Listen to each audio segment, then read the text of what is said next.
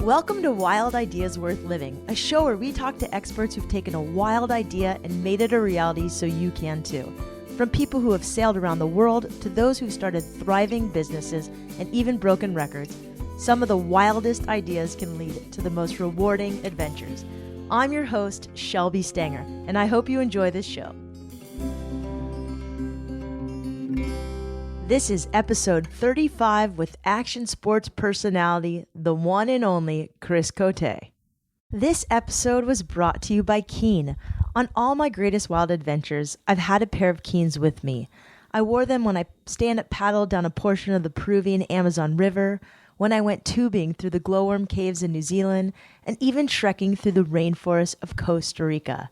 Keen's most known for their Newport sandal. They're made to go in water and on land, but right now they also have some amazing new styles I'm especially excited about.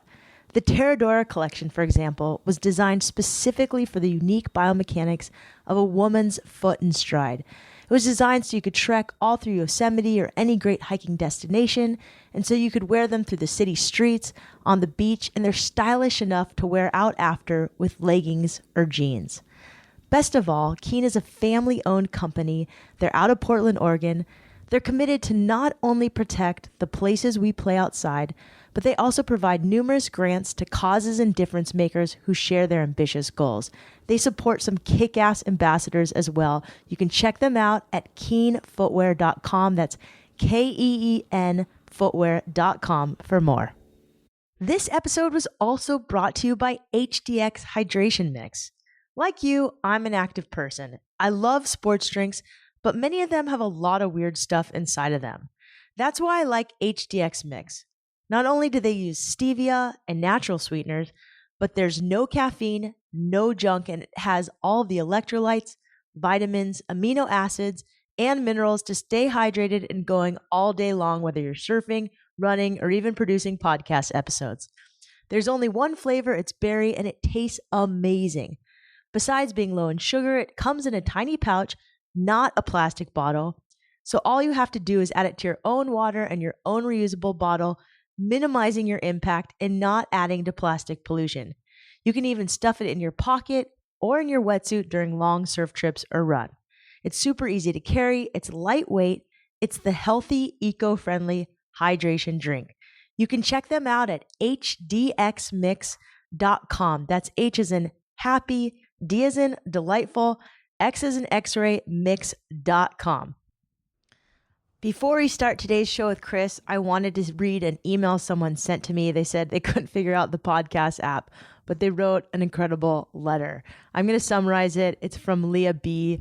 Leah said the podcast is something she listens to first thing every morning before email, Facebook, and Insta. But 2 years ago, she was feeling restless and decided to take a solo trip to Alaska.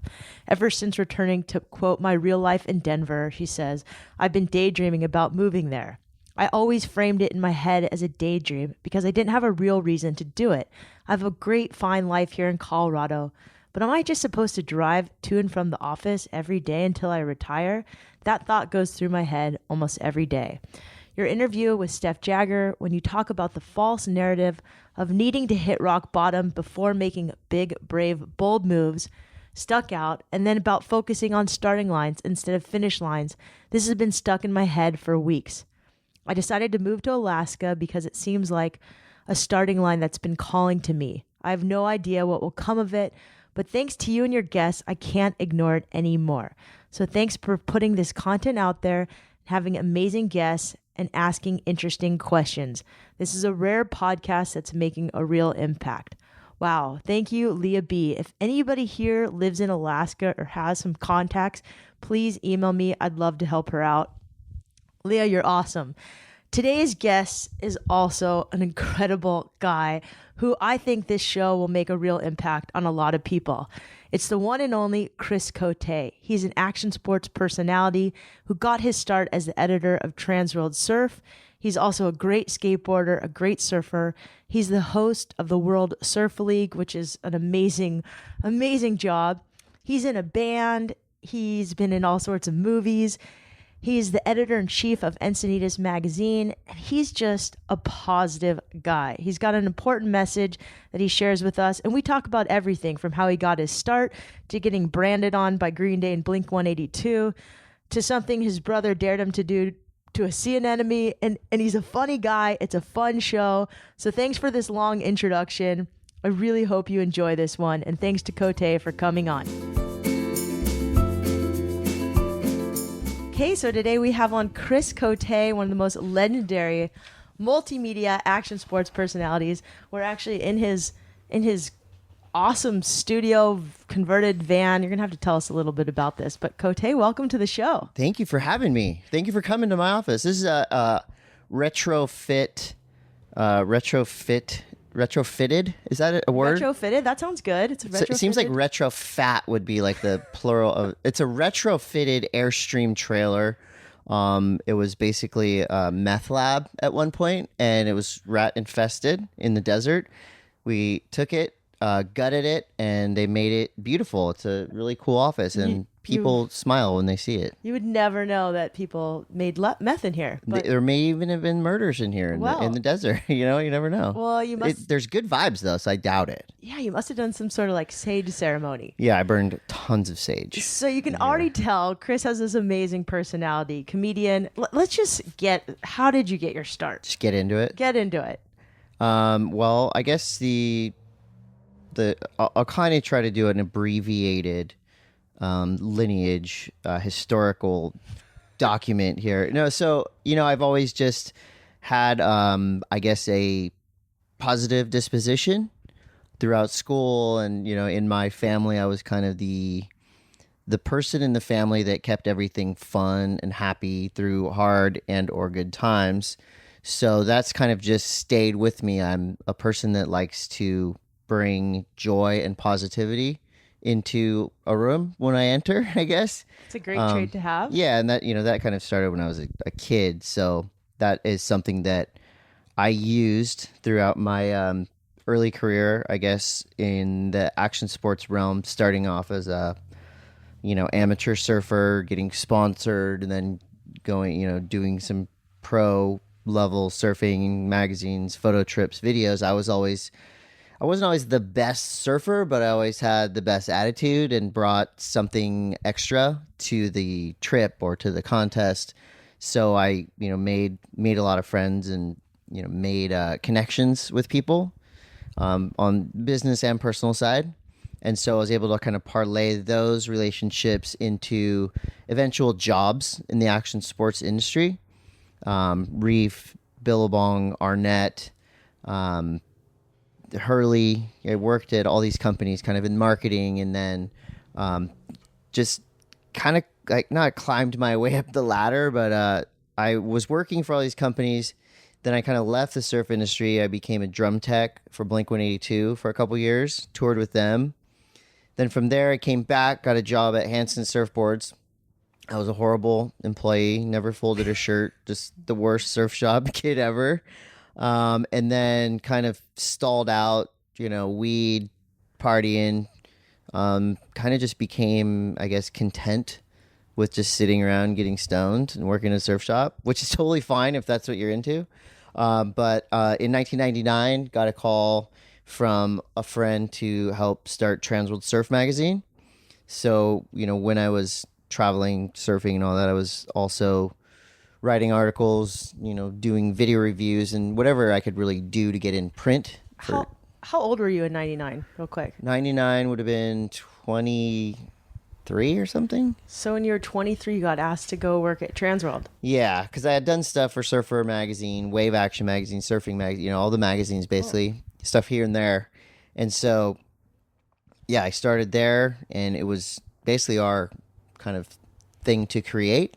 There was 5 of us, and we just kind of did whatever we wanted, and it was awesome. And they paid you? They paid me. That is amazing. They gave me a desk and everything. So one of the other great things is, what do you do now? Let's just talk a little bit about what you do now. I know you DJ, and you're a host of the WSL. I'm missing some other things. You have this awesome podcast. Yeah. I guess, we had kind of talked about it earlier. What do you call me? And I think the easiest answer is multimedia action sports personality, right? And that's super weird to call yourself that. But you asked me. So I asked you. It's my fault.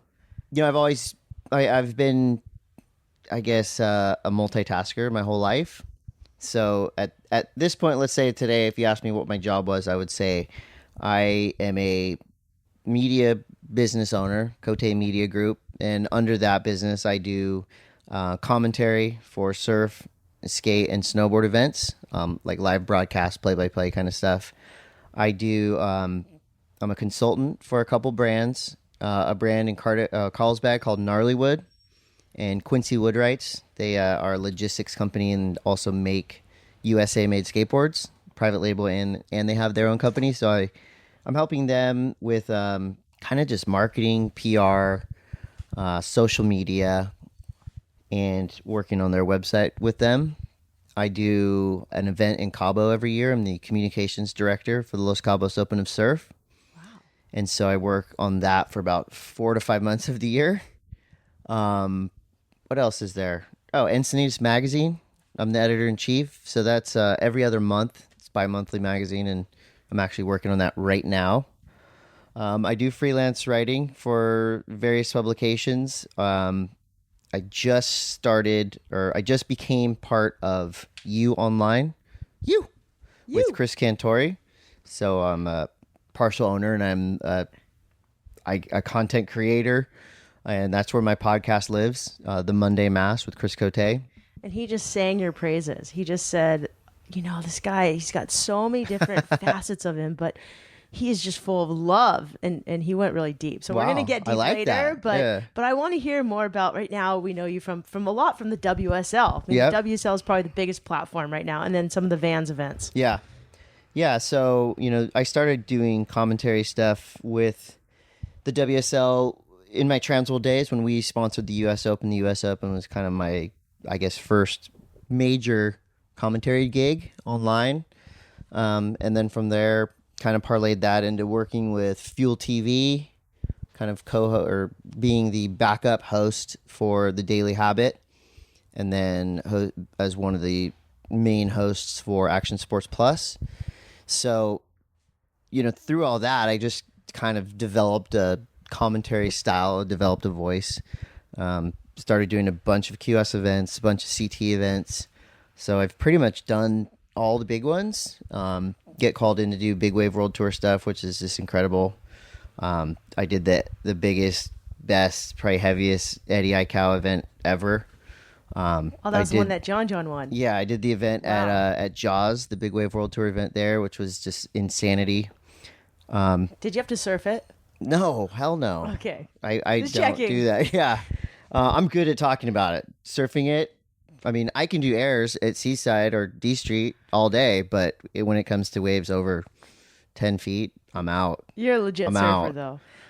So you've done all these amazing things, and what's great is in this industry, sometimes once you hit like 35 or something, you've peaked, but you're maybe 36, 40. You're 40? I'm 40 years old. And one of the things we talked about, you've been able to stay relevant for quite a while. Yeah. I mean, that's something that I'm proud of. I'm proud to say that I'm still, a big part. I don't want to say of this industry, but I guess of this world. I was just surfing with a bunch of 13, 14-year-olds at Seaside, and we're all kind of having the same conversation. It's not like I'm some old dude out there that they're dropping in on or whatever. I still feel like I'm a kid at heart. So my excitement about skating, surfing, all this stuff is as high as it ever was. And I think that comes through in how I talk about it. I've been given the opportunity to be the play-by-play announcer for the Vans Park Series in the past 2 years. And so that's taken me out of the running for some other surf events. So that's why you probably haven't seen me on as many surf events lately. But I mean, for me, I'm geeked on skating. I've been skating probably for longer than I've surfed. So to be given that opportunity was really cool. And that's what I kind of owe longitude of my career to, is being able to traverse all these things and I guess have a wide skill set. I think also like humor is able to transcend genres. True. Yeah. I have fun with it. Do you practice your jokes or is this just natural? Practice jokes in the mirror nightly. No, I mean, like I said, I've always just, that's been my disposition. You know, I would say my wit as a teenager was a lot more acerbic. You know, I was not nasty. I was never mean. I've never been mean, but it was probably just a little bit more annoying. Hopefully it's a little bit higher level, highbrow humor these days. I think it's all good. All Less humor fart is jokes good. and more jokes about math and stuff. So going back to these jokes, I'm just gonna. Well, one person wanted me to ask you. We'll call her Sonita. Sonita, Hi, our Sonita. listener, called in and said, ask Cote. You've got your hands in 1,000 pots. Is that how you designed picture your life, or is there one thing you'd want to do for the rest of your life and just focus on that? Yeah, I mean, that's funny because my friend was telling me this yesterday. He goes, man, if you were just really good at one thing, it would be so much easier to place you in our landscape, you know? And I go, well, thank you. You know, that's a compliment. I've always considered myself kind of a jack of all trades, master of none, you know, I guess mastering a lot of different trades in a way, like a half-assed way. So, yeah, I guess to that question, I mean, by design, yes, because, you know, I've always had a lot of different interests. I never just surfed or just skated or just played guitar. You know, it was always, I want to play drums. I want to play bass. I want to try everything. And I think work-wise, you know, the only thing that I don't ever want to do again is just have the one job, one boss, and, you know, kind of be... Because I did that, you know, I was at Transworld for 13 years. And at that time, I kind of figured out that there was so many... It was really cool because they allowed me to go do stuff for Fuel TV, to go do commentary. So in one job, I was basically getting 5 jobs. You know, I think a lot of jobs are like that. But that was kind of where I figured out I want to do all of this. I don't want to not settle for one thing, but I want to be able to wake up every day and kind of choose my own adventure for the day. That's awesome. I think that's why I'm so excited to have you on, is you have that mind frame. So many people say, oh, you have to focus. But I think if you're good at a lot of things and you're not just he's not just half-ass good. He skates really this well. This wild idea is worth living, He folks. rips at surfing. He's an awesome commentator. He's got this new podcast, the Monday M.A.S.S, that you'll have to tune into. We'll talk about a little later. Okay, we're going to just rip through a couple stories because, let's rip it. Because I was told to ask you. First of all, another caller, Benjamin Cole, we'll call him. Okay. He said that there's this new phrase being thrown around at his mortgage banking office called heavy line, and it refers to a surfing term. Heavy line. Never, like, hey, there's some heavy lines out there. Have you heard that? Or is this an East Coast thing? It might be an East Coast thing. I think I've heard drawing heavy lines, you know, somebody like Connor Coffin or, you know, a really powerhouse surfer could be drawing heavy lines. I think Okay. Connor Coffin, you know, depending on when people listen to this, surfing at J Bay, you could say Connor Coffin was drawing heavy lines. I like that, and I'm going to steal that and use that phrase, if that's okay, Benjamin. Okay, so Benjamin, your question's answered. Thank you Now, for taking that. There was a story that a band somehow branded on you something. Oh, yeah. Yeah, that was... So I have a band called Cut You Up. We've been around forever, 20-something years. We are, I guess, just kind of trashy garage rock. You know, we're all like dads and stuff now, but we still play. We're playing in August. But we got the opportunity to tour with Blink182 and Green Day, and they made a film on it. It was a documentary that the guys in Blink came up with called Riding in Vans with Boys. So they gave us a van and a trailer and a little bit of gas money, and we basically followed along on their tour as a sideshow. You know, not even technically supposed to be on the tour, but they you know, our friend Matt Bouchane came along and filmed it, and it's kind of like reality show before there was reality shows. And one of the parts, and we were, you know, getting nuts, getting loaded.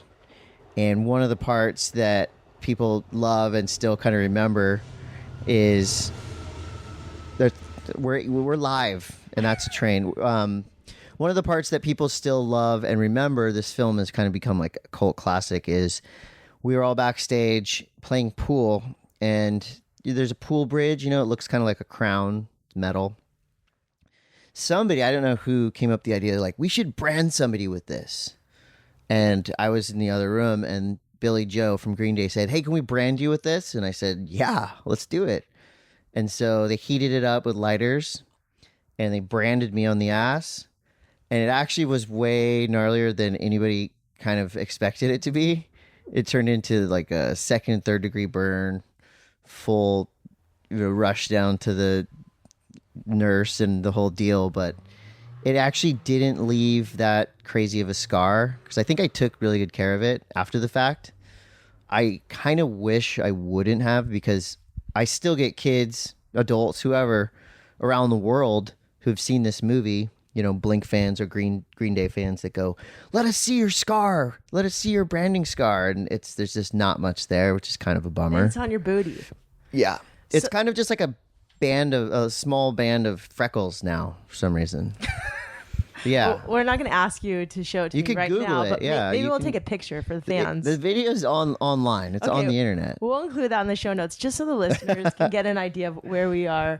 This Airstream is so decked out. There's a Scott Baio record. It says Scott Baio. Someone wrote "sucks" on it. Yeah, I wrote that. There's Bowie hanging. Cool picture of Bowie. Pee Wee Herman statue hanging from some records, some old tapes, a Mexican blanket. Signed from Univ, the really cool store next door. And we're actually next door to Hanson's, the surf shop where you didn't like working at. So it's kind of, your world's come full circle. I liked working there. I just was not good at my job. Oh, okay. Well, okay. So then there's another story that someone wanted me to ask you about. There was a time when Andy Irons, and for those of you who don't know Andy Irons, amazing pro surfer, passed away. He set you up, and some Hawaiians kind of jumped out of the bushes, maybe some mokes. Yeah. Oh, yeah. So Andy, I was the host with Andy Irons for a movie called Learn to Surf with Andy Irons that we made with Transworld, and we were filming on Kauai, which is scary in itself. So we were at Pine Trees, and one of the scenes in the film was like, I'm gonna dress like a kook, right? I was wearing Speedos, riding this giant soft top, and it was, I don't even know why or how this idea came about, but I go, oh, I'm cool, whatever, I'll do it. So I'm surfing Pine Trees, which is not a heavy localized spot, but it's still, it's still on Kauai. It's still sketch at times. And so I'm out there. I have a guy filming me from the water, two video guys on the beach, and a photographer on the beach. And so these locals come up and go, what the F is going on here? Who is this guy? Who told you could film here? They were just immediately snapped. And one of the videographers was on the beach talking to him, going, no, this guy's the next big thing. He's hired us to come out here. He said he's totally fine to surf anywhere he wants. I mean, fully rallying these guys up, taking the piss out of me and having fun. And these guys are getting so mad. And I look and I'm going, what's going on the beach? These guys are puffing up crazy and waiting for me to come in. And I come in and they kind of start getting in my face. What do you think you're doing? Wait till Titus hears about this. They were fully going to pound me. And I'm going, I'm here with Andy. They're like, we don't see him. We don't see Andy. You don't know Andy Irons. And I'm going, and I'm looking and he's way up the beach, hiding behind a tree, just laughing his ass off. And I'm going, he's over there. He's by the tree. And then finally these guys were done. They were going to just kick my ass right there. And he comes running down the beach and he's all, no, we're making this video. And he totally saved me. But he let me get to almost the point of just getting my face smashed into the sand by these guys. So yeah, he let it go for a long time. Wow. It was scary. It sounds scary. Funny. I thought the whole thing was set up and the guys were in on it too. The guys were not in on it. Wow. They laughed at the end of it, but they were not stoked. Oh, that's so heavy. Okay. Last story. I don't know if this is super inappropriate. We've already gotten a couple E's on this show, which is not for excellent. It's for explicit. Oh, yeah. But it's a story with a sea anemone. A sea anemone is a creature. Yes. Maybe you can just tell the sea anemone story. I mean, this is not, I don't think this is explicit. When I had to have been 10 or 12, and my brother and I were in La Jolla. My dad used to live in La Jolla, so we'd go there on weekends. My brother said, "I'll give you $20 if you put your penis in a sea anemone." We're on the reef, and it was exposed, and there's sea anemones everywhere. And I'm going, Hold on, we should probably explain, if for those of you who don't know what a sea anemone Yeah. is, they're these little creatures that attach themselves to tide pools, and if you put like any object in your finger, let's say, it closes on it, and it's jelly and it suctions, and anyways. it closes in, and so the theory is, and I was a kid, and I thought, wow, $20. And so I did it. Nothing really happened, but my brother thought this was just the best thing he's ever seen. He was falling over laughing. Never gave me my $20. And forever, he came home, and of course, I'm going, don't tell anybody. And all his friends knew about it. And they always would be, and anytime someone see a sea anemone, they go, oh, hey, Chris, there's a sea anemone right here if you want to. What's so great is you can make fun of yourself. No problem. And I think that's been a really good tactic. Did you have to learn to make fun of yourself because you had an older brother, or where did this come from? Yeah, I think just making light of whatever bad situations has always been a strength of mine. And, I've just never been, maybe when I was younger, I used to be sensitive about what people would say to me or whatever, because I was always short, glasses, little guy. And so I would have to, I guess a defense mechanism would be to make fun of myself with them. If somebody's making fun of me, I'll be like, yeah, I am short or whatever, so it kind of, I guess it aided me in growing up. But that's such good advice. If you can make fun of yourself when someone else is making fun of you, like, they can't go anywhere with that. Oh, for sure. It stops them. Yeah, I mean, we have everybody. I'm sure everybody who's doing anything on social media has trogs out there, trolls, and I got it super bad for a while at Transworld when we used to have the gnarliest message boards out of anywhere. I mean, this was pre Beach Grit, pre Stab, anything. We had these message boards, and people would just go nuts, write us off, write me off, super bad. And it was when you could find people by their tags or whatever. And I remember this one guy was just day in, day out. Anything I would post, he'd be like, you just say this gnarly stuff to me, personal stuff. And I'm like, what the hell? And so I figured out where he was. I figured out his phone number through his IPO address. And I called him. And he worked at this flower shop in Newport. And I was like, hey, this is Chris Cote. Is everything cool? You seem like you have something against me. I'm wondering if I've done something to you. And he was all, no, I'm a huge fan, actually.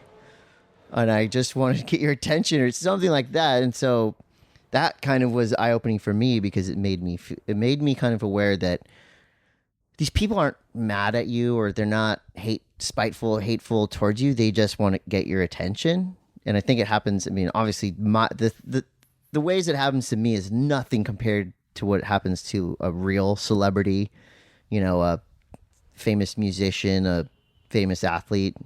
Think about, any famous athlete, Kobe Bryant, Colin Kaepernick. These are guys that have been just destroyed in all kinds of media, not just social media. So I can't even imagine what they go through. Celebrities, whatever. For me, it's like, you're fat, whatever, like that's going to hurt my feelings.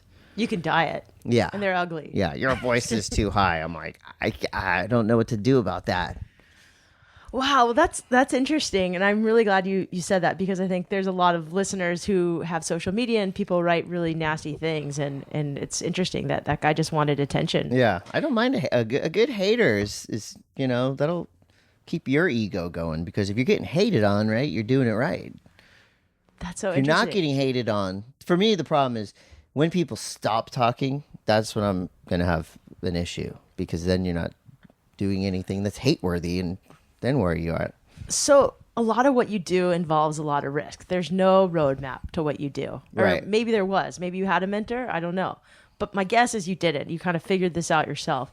So along the way, has there ever been doubts and fears? And how do you deal with that? Like, what's your self-talk? Do you look in the mirror and I don't imagine you say this, but No, I mean, I've used mantras in the past. I'm a magnet for new opportunities and prosperity, Wow. which is a mantra that has worked for me recently.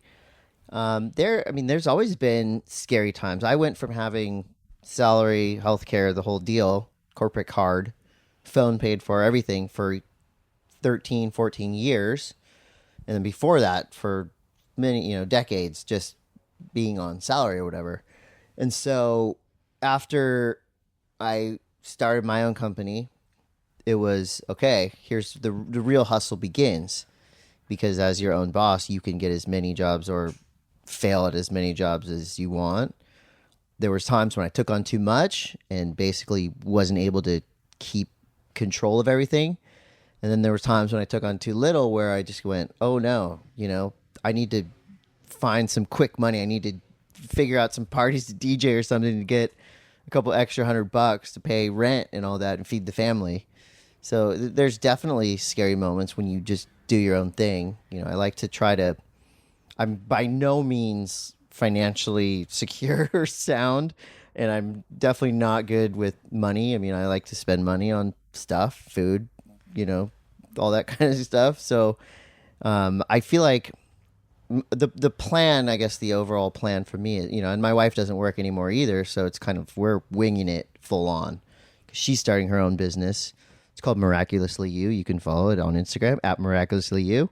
But basically, if I can get a couple gigs, a couple monthly things to kind of cover the basic costs of life, then other jobs become, either savings or extra money to try to take the family on a trip or something like that. So it's a balance of trying to cover the basics in life and then trying to get a little bit more. I mean, I just don't want to be super stressed out in life, so I don't want to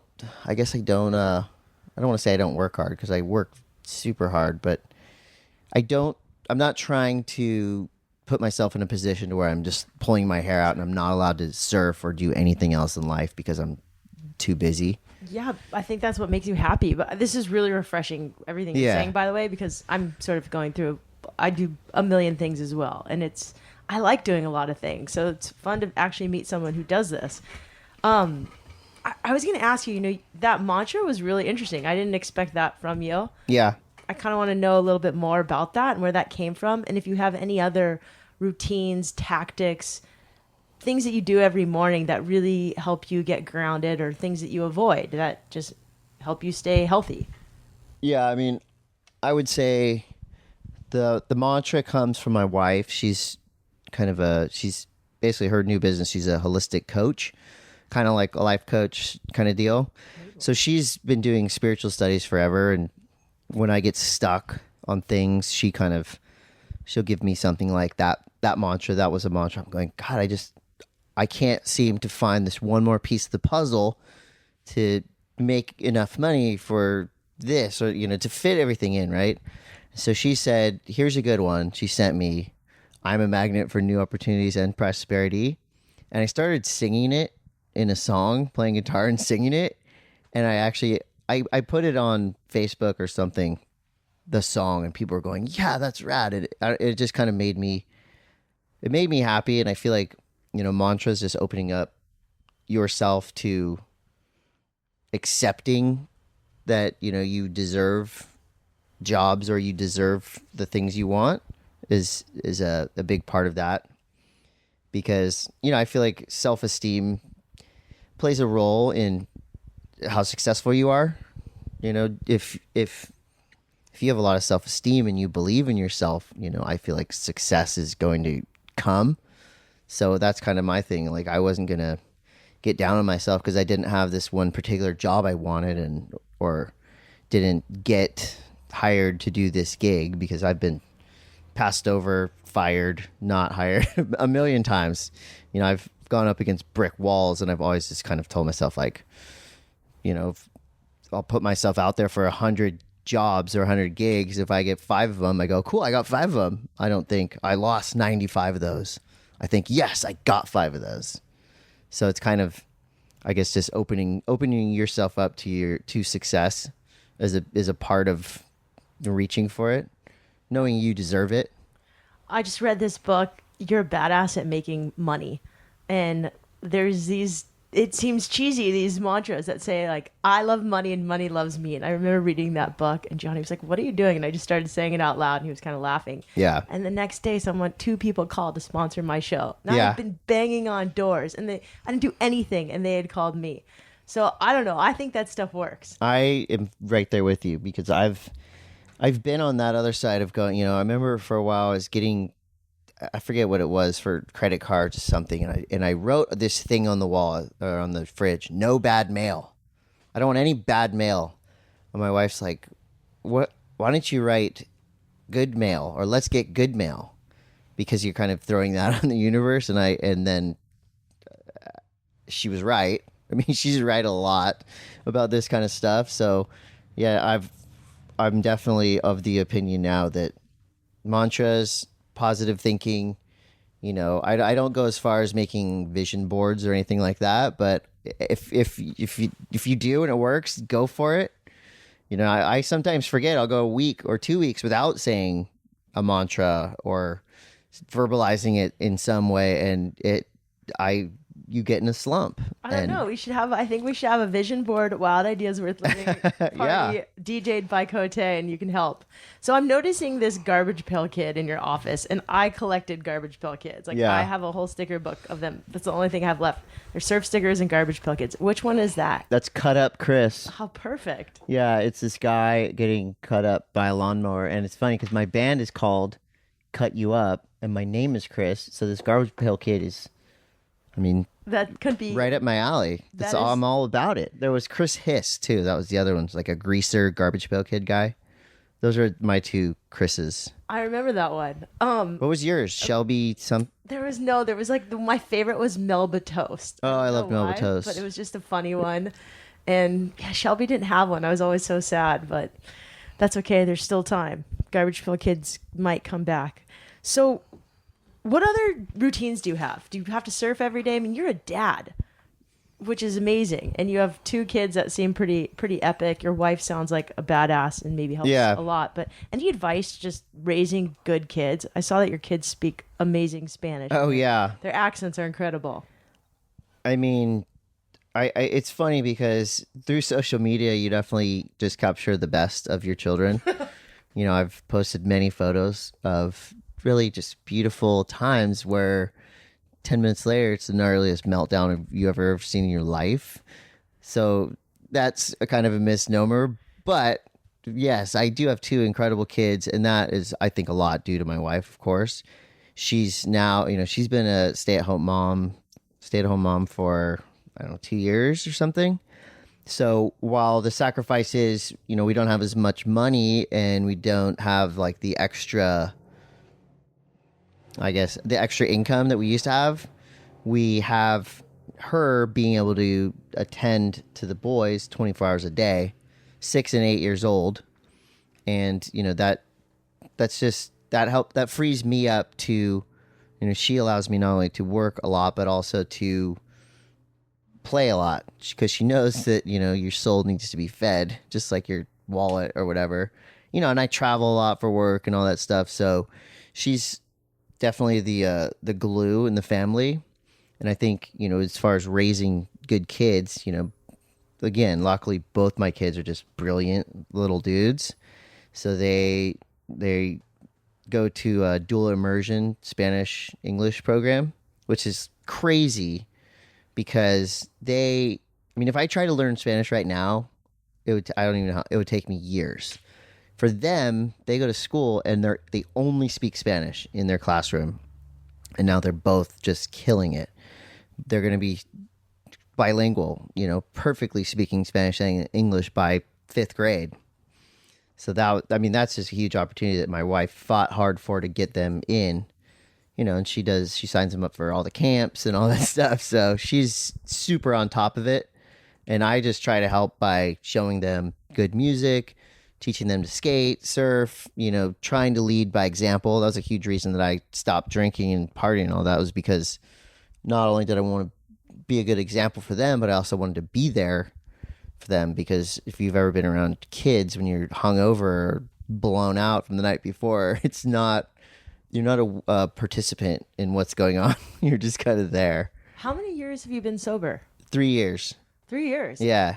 And was there like just a big decision, or did it just happen one day? You know, I think is kind of similar to when, so I used to smoke a ton of weed, and I just remember there was a certain point where it just stopped working. You just smoke as much as you wanted, and it would just be the same kind of level. And so that was when I go, okay, I got to quit smoking weed. And I kind of remember this as drinking became for me more, less of, I would go on benders for sure, partying, just making horrible decisions, which, I remember one night just getting so out of it, looking in the mirror going, oh my God, you're a father. Like, what the hell is wrong with you? And it kind of just became to it where I was in this cycle of, beers during the day, then wine at night, and then have to wake up and go, okay, like, how am I going to get back into this, zone or whatever? So it'd be take Adderall or drink a ton of coffee, something. So there was just this cycle where, for me, it's after I had 2 beers or something, I just kind of reverted back to a teenager, just kind of got dull, eyes glazed, and just, easily slip into just being a numb nut. And so I remember I went to a bachelor party with some buddies, got just loaded. Next day, super hungover. My kid was like, "Are you sick, Dad?" And I go, "Oh, I feel, not only did I feel physically and mentally like crap, but then that just kind of like kicked my spirit in the nuts." And so I said, "Okay, I'm not drinking for a while." And then 3 days later, I'm back at happy hour. Came home wasted, and then I go, "Whoa, okay. Like, this is heavy." And so I thought, forever my wife was asking me to maybe slow down on drinking, quit drinking. My mom was asking me, all these people, I almost lost my marriage, all this stuff because of it. But I always said, I will never stop drinking. I love beer. I love, partying with my friends. And then finally it kind of almost got the better of me. So I just said, okay, I'm not drinking for 2 weeks. 2 weeks went by. I go, okay, that wasn't that bad. I felt like crap because I was detoxing heavily. So it was kind of this series of events. I had to go work this Cabo event, and I go, okay, if I can go to Cabo and not drink, that's pretty awesome. I didn't necessarily go to many meetings or anything, but I had, my dad goes to meetings, or my dad's sober, so he kind of helped me. Other friends who went to meetings helped me. So I just kind of took some information from them. But it was really just myself telling me, look, you are not the type of person that can just go have a beer like a quote unquote normal person. It always led to cigs, staying out late, drugs, whatever. And so for me, it's just I can't do it. I don't want to do it. And again, it became a thing like almost like a video game. You pass these levels. Okay, a year. I did it, and I don't feel like I haven't earned the right to drink again or whatever. I just don't think I ever will again, because it's not worth it for me. But I still go out. I still, all my friends drink. Everyone around me drinks. Most people around me. So I'm lucky because, I have other friends. I know people that just cannot stop drinking, cannot stop taking drugs, cannot get over that disease of addiction.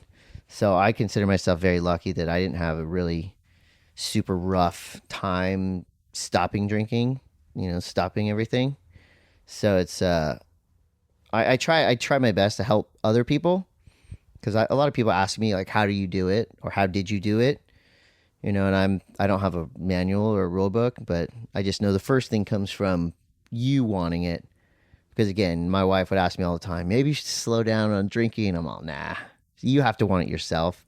And that was kind of the final hurdle for me, was actually admitting, oh, it sounds like a program thing or whatever, admitting you have a problem. But I think it's just admitting that you want to not have the problem anymore is the big step. It seems like in the last 3 years, your career has just done so well, Chris. The proof is in the pudding, right? I mean, I had a definite reputation in my world as being a super fun guy to hang out with, but not necessarily the most reliable person when it came to work. And it was interesting because I remember hearing from somebody, a production company that used to hire me all the time. Another friend of mine had asked them, "Oh, you should hire Chris for that job." And they told him, "Well, he's a little bit of a wild card. You never really know what you're going to get. He could just totally lose the plot, go rogue." And my friend told me that, and I was like, "Whoa!" I had no idea. I knew that I was a fun guy, but I didn't know that I was getting the rep as a wild card. I pride myself now, always being on time, being dependable. I don't miss deadlines, and so it was kind of jarring to hear that about myself.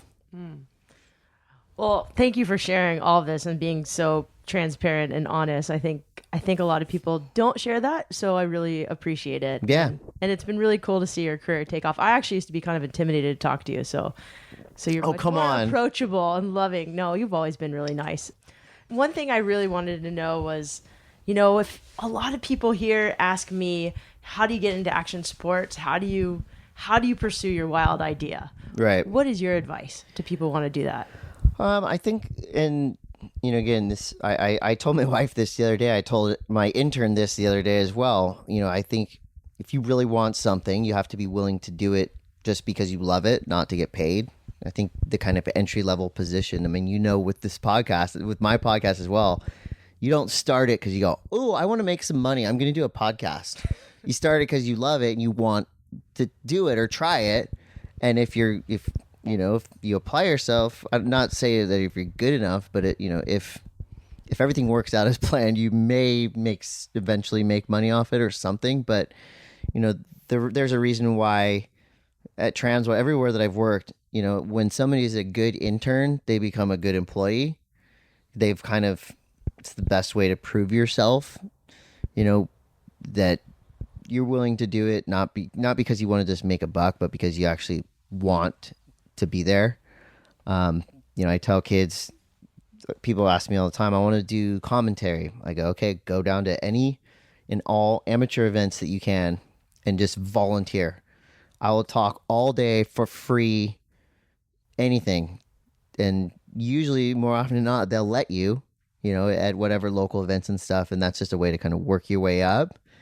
And even offering to host free videos, edit free videos, film free videos for people just to get a reel in. This is all kind of intern level stuff. But even if you're already working and stuff, if you go to a company and let's say you really want to make videos for people or really want to make commercials, make 4 commercials for free.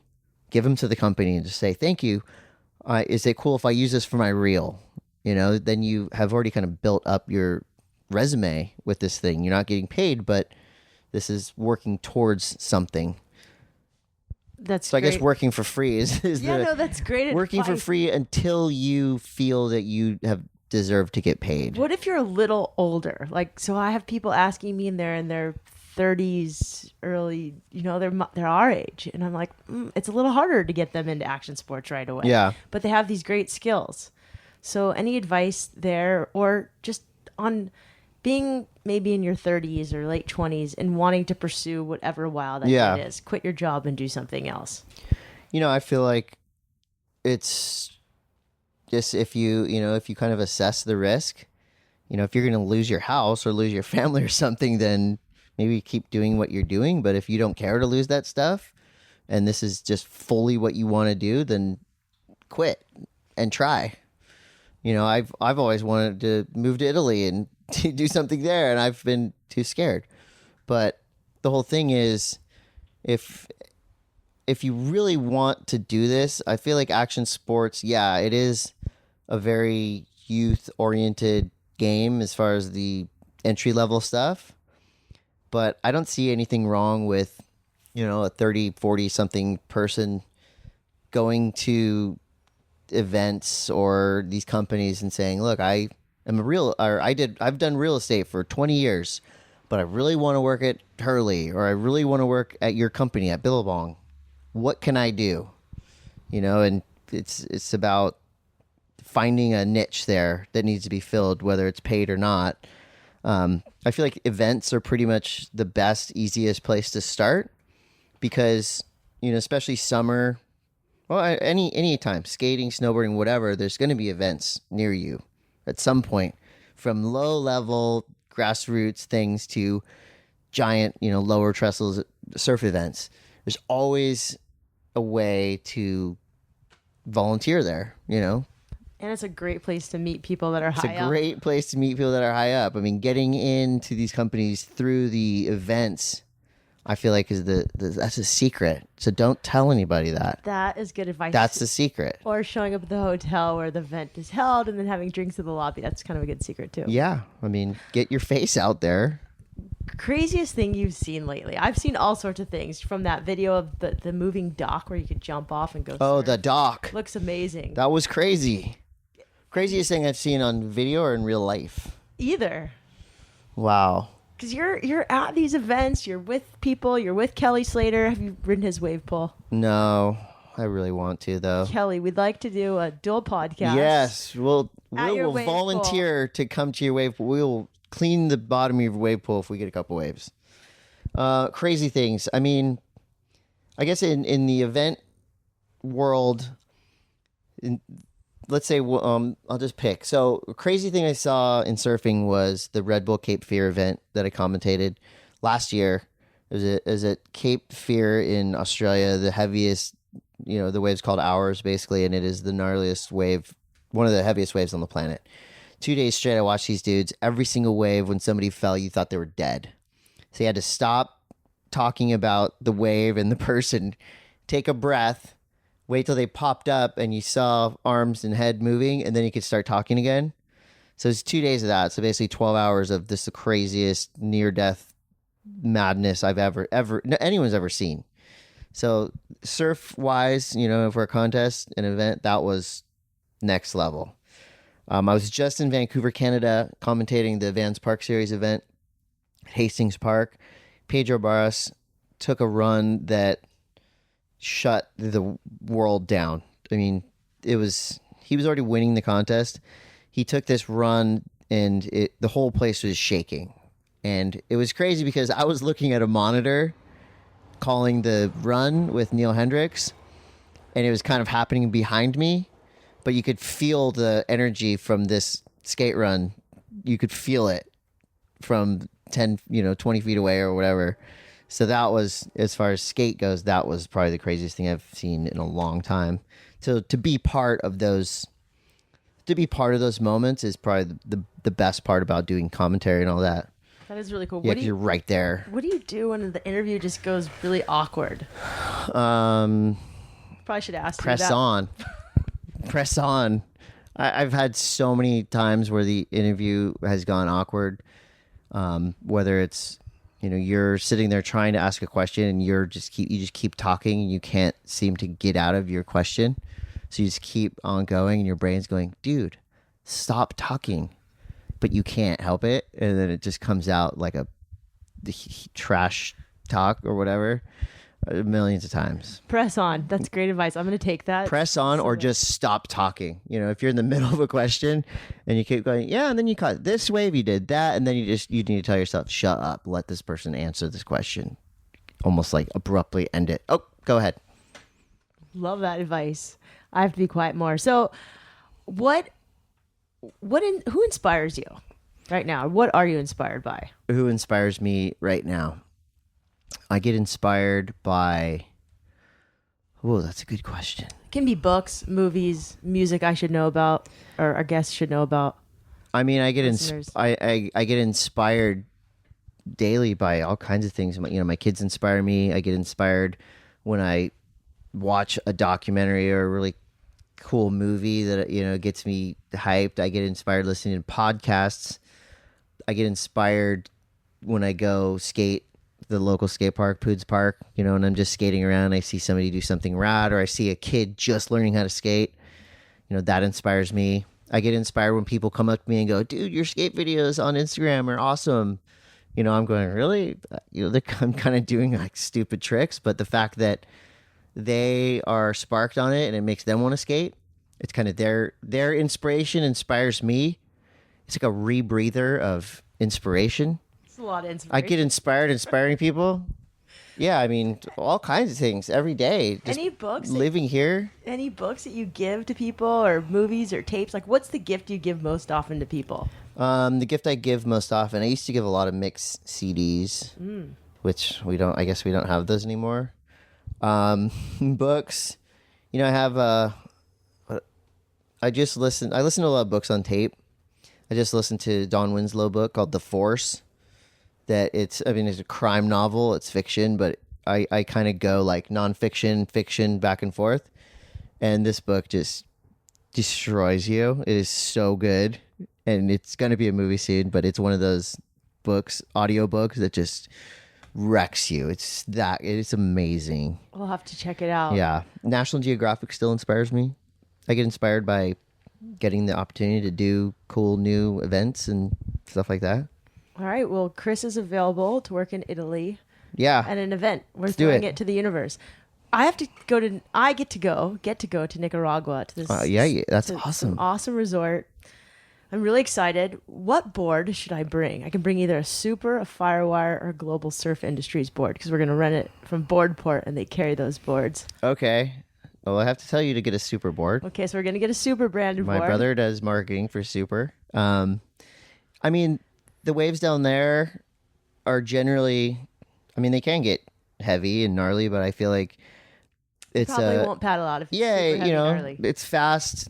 Beach breaks. There's some power, but it's nothing. It's not like pipeline or anything. It can get heavy, but I think for the most part, you could ride a standard shortboard for decent waves. So, what model Superboard am I gonna ask Justin for? I feel like a pig dog. Pig dog would be good for there because you can ride those in bigger waves or smaller waves.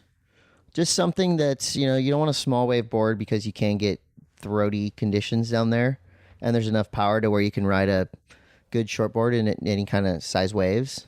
I like that description. Yeah. Throaty conditions. Yeah, if you're just bringing one board, just bring a board that's kind of for. The pig dog is something you can ride in any conditions, really. Okay, thank you for that. Yeah. Last question for you: if you were flying one of those planes on the beach that advertises things like sometimes they advertise cheetahs or funny things, what would your message say on that plane? If this plane was going across the beach and around the world? Stay positive. I love that. Yeah, I feel like I'm a very positive person, and I try to bring that to any and every condition, situation. Obviously there's times where positivity is going to be hard to come by, but I feel like as a message, stay positive. It's super easy in theory, but not always hard to do and practice. Chris, thank you so much for coming on the show. Where can people find you? Probably this is going to sound corny, but on Instagram at Chris Cote. No, it's not. That's kind of the portal to my world. And the Monday M.A.S.S you can download on the U network. U online, and it's also on iTunes. You can subscribe. You can rate and review it. We like ratings and reviews. Yes, we do, don't we? On all podcasts. That helps podcasts grow. So if you're listening, rate Chris's show. Yeah, rate this show. You can rate this episode and all episodes. Thank you so much for coming on, Chris. You're awesome. We'll have links to all of Chris's happenings in the show notes. And don't forget, you. I hope you enjoyed this show. You can find Chris Cote at Chris Cote on Instagram. He is hilarious. Also on the YEW network. Chris Cantori's show is also on that network. They are great guys. You can find some gems on this network. So check them out. Thank you again for listening. Thank you for rating and reviewing the show. We love reviews on iTunes. So I actually created a little video, wildideasworthliving.com/start. It shows you how to write a review on iTunes. This helps our podcast. Write one for Chris, write one for me, if you can. If not, that's okay.